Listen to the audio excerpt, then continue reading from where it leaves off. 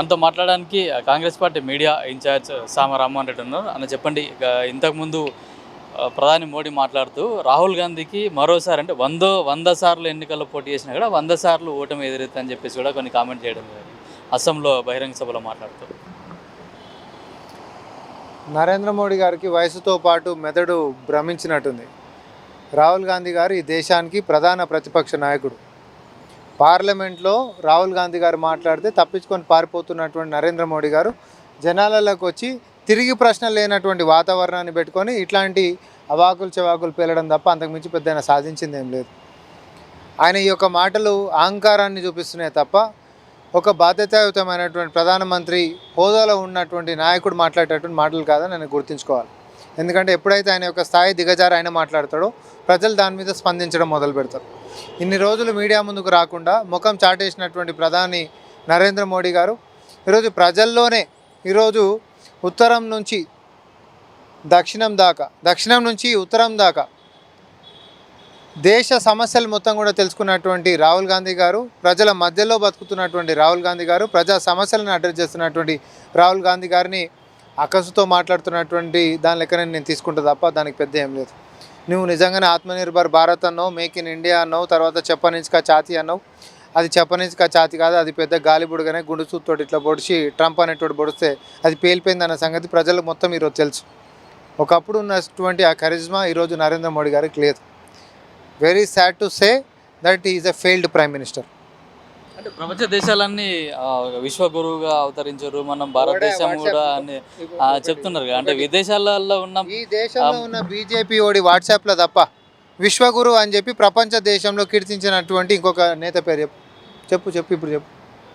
Israel వాళ్ళు కూడా అదే అంటున్నారు కదా, మనకు మన నరేంద్ర మోడీ తలుచుకుంటే యుద్ధాన్ని కూడా ఆపే శక్తి ఉంది వాళ్ళకని చెప్పేసి కూడా ఇతర దేశాల వాళ్ళు కూడా చెప్తున్నారు. తలుచుకుంటలేడంటవా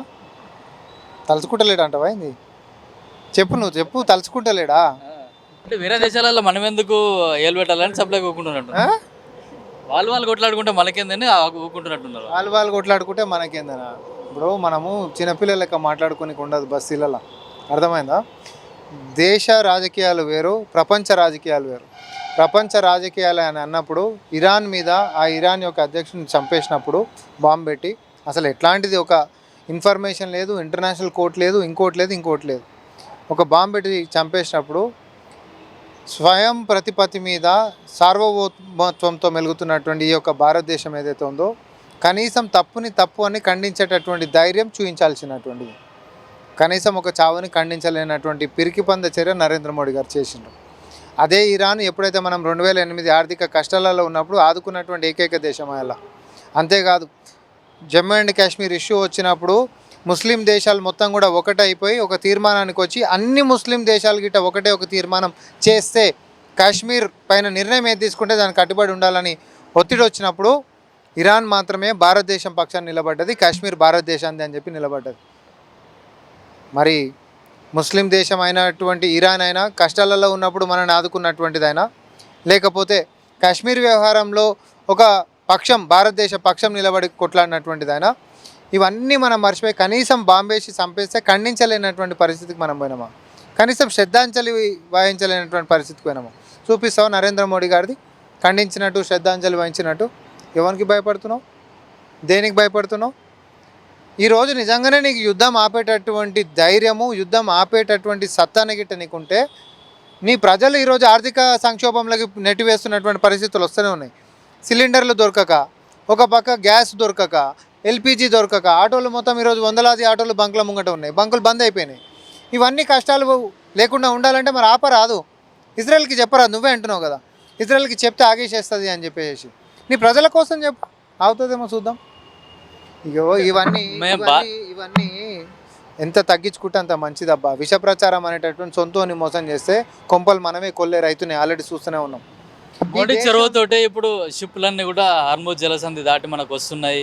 గ్యాస్ కూడా ఎక్కడా కొరత లేదు, పెట్రోల్ కొరత లేదని కూడా కేంద్ర ప్రభుత్వం కూడా ప్రకటించింది.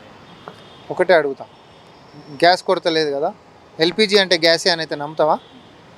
ఆటోలలో మొత్తం రోడ్ల మీద లైన్లలో ఉండరనే సంగతి ఐడియా ఉంది కదా నీకైతే, కెమెరా పట్టుకొని ఉండరా లేరా? అదేం కొడతా ఉంటే రోడ్డు మీద ఏం కొడతా ఉంటే రోడ్డు మీద గ్యాస్ గ్యాస్ కొరత లేదు. కొందరు కావాలని చెప్పేసి ఇట్లా అక్రమంగా గ్యాస్ మొత్తం దాచిపెడుతున్నారు, వాళ్ళు సప్లై సప్లై ఎవరోడు? కేంద్రమే కదా. స్టేట్ గవర్నమెంట్ పాత్ర కూడా ఉంటుంది కదా, సివిల్ సప్లై పాత్ర కూడా ఉంటుంది కదా దాంట్లో. మాట్లాడద్దు. కేంద్ర ప్రభుత్వమే చేస్తుంది. కేంద్ర ప్రభుత్వం సప్లై ఇస్తుంది. బంకులు కూడా బంద్ అయినా మొత్తం ప్రైవేట్ వాడికి స్టేట్ గవర్నమెంట్కి అసలే కూడా సంబంధం లేదు. వాడికి కేంద్రం నుంచి రావాల్సినటువంటివే. వాడు కూడా వాళ్ళతోటి మీటింగ్ పెట్టుకుని వాళ్ళు ఓపెన్గా చెప్తా ఉన్నారు, మాకు ఇయ్యలేనప్పుడు మేమేం చేస్తాం సార్ అని చెప్పి. సో దీన్ని రాష్ట్ర ప్రభుత్వం మీదకి బురద జల్లాలనేటటువంటి కపట బుద్ధితో దయచేసి పిచ్చి పిచ్చి రాజకీయాలు చేయకూడదు. ఎవడో నిజాలు చెప్పేటటువంటి నాసంటోడు కూడా ఉంటూనే ఉంటాడు. అర్థమైందా? ఫస్ట్ ఏమన్నావు గ్యాస్ కొరత లేదన్నావు, నేను గ్యాస్ కొరత చూపించిన. తర్వాత ఏమంటున్నావు రాష్ట్రం దాచిపెట్టుకున్నాను, రాష్ట్రానికి దానికి సంబంధం లేదని నేను చెప్తాను. ఇప్పుడు చెప్పు కొడుతుందా లేదా? ప్రధానమంత్రి నరేంద్ర మోడీ గారి యొక్క మాటలు జూటా మాటలా కాదా? ధరలు ఎందుకు పెరిగినాయి? ఇప్పుడు గ్యాస్ సిలిండర్ నిన్న పెంచాడు కదా, కమర్షియల్ గ్యాస్ సిలిండర్ ఎంత పెంచిండు? 195.5 రూపీస్ పెంచిండు. దేనికోసం పెరిగినాయి? ఈరోజు కేంద్రం స్పష్టత ఇచ్చింది. ఏమని ఇచ్చింది అని అంటే, పలానా కాడ యుద్ధం జరుగుతున్నందుకు వాళ్ళకి ఖర్చు ఎక్కువ వచ్చింది కాబట్టి మనం కూడా దాన్ని భరించాల్సినటువంటి అవసరం ఉంది అని అంటున్నాం. అవునా? 2008 ఆర్థిక సంక్షోభం వచ్చినప్పుడు పర్ బ్యారెల్ $147 బ్రదర్, $147 2008లో. అప్పుడు కాంగ్రెస్ పార్టీ సర్కార్లో ఉన్నప్పుడు ఇచ్చినటువంటిది 35 రూపాయలకు డీజిల్ ఇచ్చింది, 50 రూపాయలకి పెట్రోల్ ఇచ్చింది. కాంగ్రెస్ పార్టీ 2014 అధికారంలో దిగిపోయేటప్పుడు $110 పర్ బ్యారెల్ ఉండే అయ్యాల కూడా. అయినా 70 రూపాయలకే పెట్రోల్ ఇచ్చింది, 55 రూపాయలకి డీజిల్ ఇచ్చింది. కానీ నరేంద్ర మోడీ గారు వచ్చిన తర్వాత పర్ బ్యారెల్ డాలర్లు అనేది అమాంతంగా పడిపోయింది. మరి పడిపోయినప్పుడు ప్రజలకు కూడా తక్కువ ధరకి ఇవ్వాలి కదా. వాళ్ళ ఎన్నికల కంటే ముందు నీకు గుర్తుందా, వాడు గోషి కట్టుకొని వచ్చి రామ్దేవ్ బాబా అని అంటాం, ఆడొచ్చి చెప్పిండు 30 రూపాయలకి ఏం తేలు దేంగి అని అన్నాడు. ఎక్కడ పోయినాడు? రమ్మన్ వాడిని కనిపిస్తుండా? రమ్మన్ వాడిని ఏదో చెప్పినాం అప్పుడు, నాకు చెప్పిన అట్లా చెప్పినారు అన్నాడు. అడిగిన మీడియా పోయి. సో జస్ట్ ఇట్లా ప్రజల్ని తప్పుదో పట్టించనీకే, తప్పుడు ప్రచారాలు చేయనీకే మాత్రమే బీజేపీ ఉంటుంది తప్ప. ఈరోజు నిజంగా ఆటో వాళ్ళ యొక్క కష్టాలు, అసలు ఉచిత బస్సు ఇస్తే ఆటోలకు మొత్తం నష్టం వస్తుందని చెప్పి రోడ్ ఎక్కినటువంటి వాళ్ళు ఈరోజు రోడ్డు మీద పడ్డటువంటి ఆటోలకు ఒక్కడు స్పందిస్తలేడా బీజేపీ వాడు?